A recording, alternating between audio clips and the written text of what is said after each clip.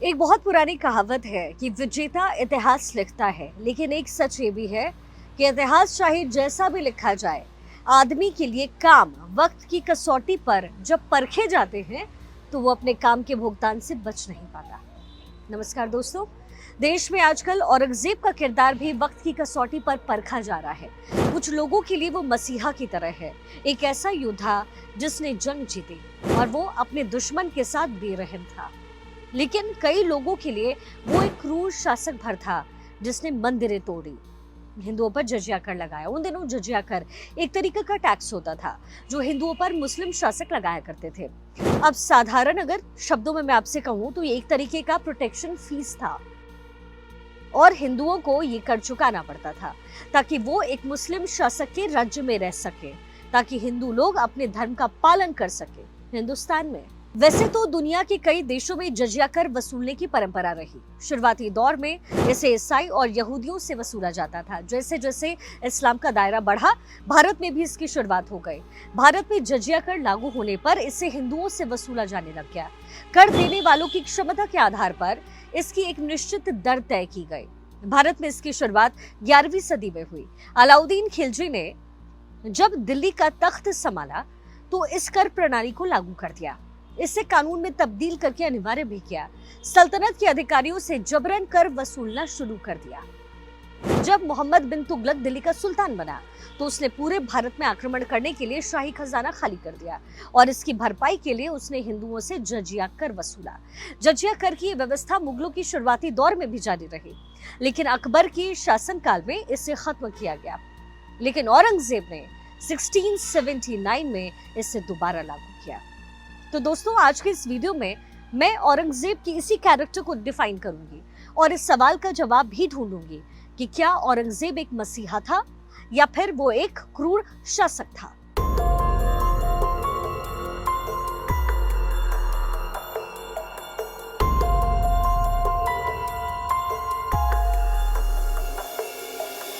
ये विवाद शुरू हुआ है समाजवादी पार्टी के दिग्गज नेता अबू आजमी के बयान के बाद। 3 मार्च को अबू आजमी ने कहा कि संभाजी महाराज पर बनी फिल्म छावा में गलत इतिहास दिखाया गया है। अबू आजमी का दावा था कि औरंगजेब ने कई मंदिरें बनवाए हैं और उसे क्रूर शासक नहीं मानते हैं। छत्रपति संभाजी महाराज और औरंगजेब के बीच धार्मिक नहीं बल्कि सत्ता और संपत्ति की लड़ाई थी।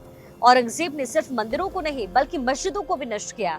अगर वो हिंदुओं के खिलाफ होता तो 34% हिंदू उसके साथ नहीं होते, ऐसा अबू आजमी की तरफ से कहा गया।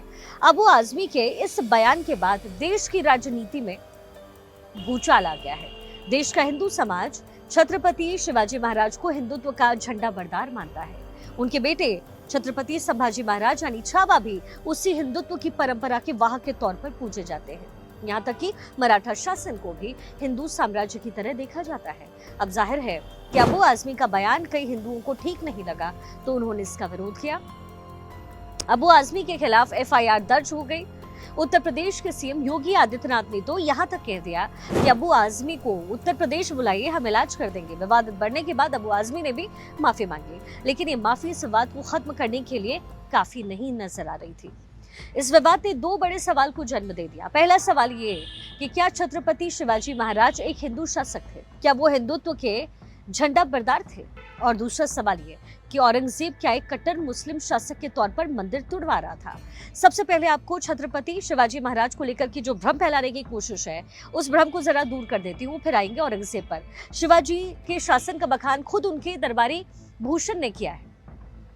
उन्होंने उनके लिए 2 लाइनें लिखी थी, जिसका मतलब ये था कि शिवाजी महाराज जो है किस तरीके से हिंदुत्व का झंडा तो लेकर के चलते थे, लेकिन उसमें सभी लोग थे, धर्म गुण सब साथ लेकर चलते थे।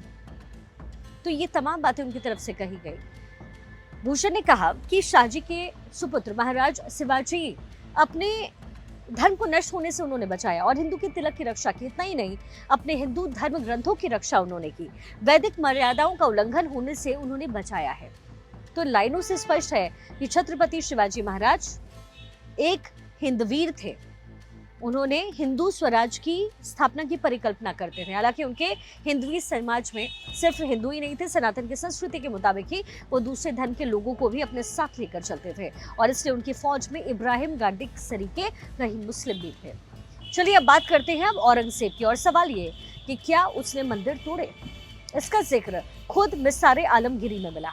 ये किताब औरंगजेब के शासनकाल में दिए गए आदेशों के आधार पर लिखी गई थी। इसमें काशी विश्वनाथ से लेकर के मथुरा में श्री कृष्ण जन्मभूमि तक कई मंदिरों को तोड़ने के आदेश का जिक्र है। 9 अप्रैल को यानी 9 अप्रैल 1669 को औरंगजेब ने हिंदुओं के मंदिरों को गिराने का आदेश दिया। यह आदेश औरंगजेब शासन वाले सभी 21 सूबों में लागू भी किया गया। यहाँ हिंदुओं की धार्मिक प्रथाओं और त्योहार को मनाने पर भी रोक लगाई गई। इसका जिक्र भी उनके दरबार से जुड़े लेखक साकिब मुस्तैद खान ने अपने किताब मयासिर ए आलमगीरी के चैप्टर 12 में किया है। आप पढ़ सकते हैं। 1965 में प्रकाशित वाराणसी गजेटियर की पेज नंबर 57 पर भी इस आदेश का जिक्र है। इतिहासकार कहते हैं कि इसी आदेश के बाद सोमनाथ, काशी विश्वनाथ समेत दर्जनों मंदिरों को गिराया गया। अब जरा इस बात पर भी आप गौर कीजिए कि औरंगजेब ने कैसे सत्ता पाई। 5वें मुगल बादशाह शाहजहां के 4 बेटे थे, दारा शिकोह, शाहशुआ, औरंगजेब और मुराद बख्श। ये 4 बेटे। शाहजहां हमेशा से चाहते थे कि दारा शिकोह जो बड़े बेटे थे वो उनके उत्तराधिकारी बने। इतिहासकार अवीक चंदा ने अपनी किताब Dara Shikoh the man who would be king में लिखा, शाहजहां को दारा इतने ज्यादा प्रिय थे कि वो उन्हें सैन्य अभियान पे भी नहीं भेजते थे।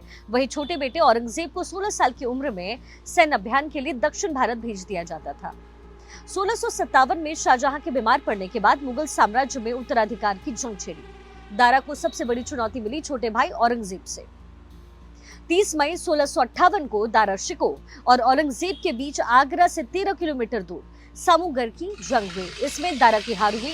जीत के बाद औरंगजेब ने आगरा के किले पर कब्जा जमाया और 8 जून 1658 को अपने पिता शाहजहां को गद्दी से हटा करके जेल में डाला।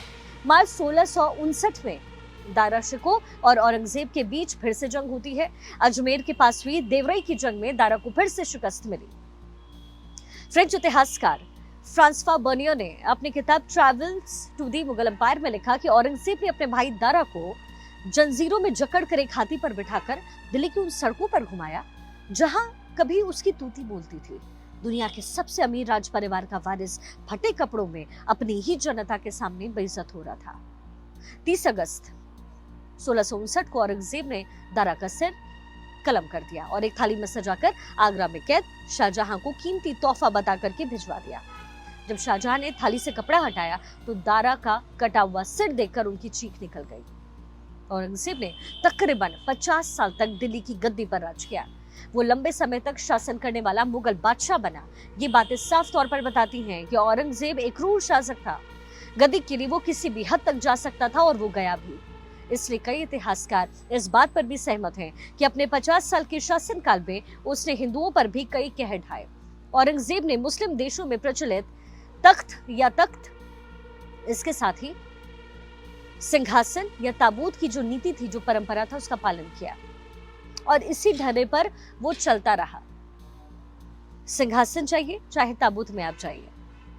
उसने सख्त सरिया कानून लगाया और भेदभाव जो कर था जजिया, उसको वापस लेकर के आया। इतिहासकारों के मुताबिक औरंगजेब को संगीत और अन्य ललित कलाओं से भी बड़ी नफरत थी।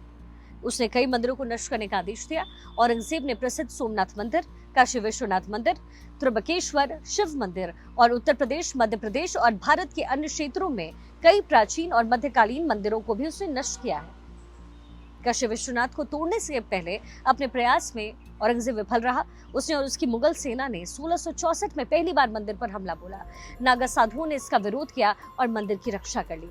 उन्होंने औरंगजेब और उसकी सेना को बुरी तरीके से हराया। मुगलों की इस हार का जिक्र जेम्स जी लिचटीफेल्ड की किताब में भी है।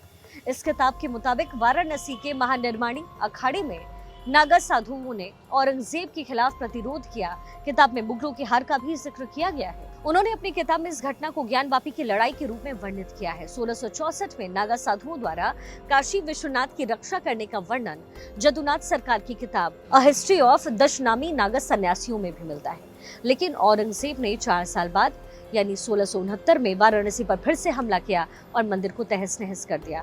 ये देखते हुए कि मंदिर प्राचीन था और हिंदू आध्यात्मिक और भावनात्मक रूप से इससे जुड़े हुए थे, बर्बर शासक ने ये सुनिश्चित करने के लिए कि इसे फिर से ना बनाया जाए, इसके स्थान पर ज्ञानवापी मस्जिद का निर्माण किया और गंगा जमुनी तहजीब को हमेशा के लिए तार तार कर दिया। ये कहा जाता है, ये कई इतिहासकारों ने भी कहा है। हालांकि ज्ञानवापी को लेकर के कोर्ट में अभी भी जो ये पूरा मामला है वो लंबित है, लेकिन जो लोग ये कहते हैं कि औरंगजेब एक क्रूर शासक नहीं था, वो तो एक ऐसा शासक था जो हिंदू के मंदिरों को बनवाता था, ये पूरी तरीके से धारणा गलत है और लोगों को भ्रमित करने का काम किया जा रहा है। अगर आपको हमारा ये वीडियो पसंद आया हो तो आप इस वीडियो को आगे शेयर कीजिए और अगर अभी तक आपने हमारे चैनल को सब्सक्राइब नहीं किया है तो आप YouTube पे जाइए, शिखा ठाकुर न्यूज़ोपीडिया आपको सब्सक्राइब करना है। फिर मुलाकात होगी अगले वीडियो के साथ और कुछ और तथ्यों को ढूंढने की कोशिश करेंगे। तब तक के लिए नमस्कार।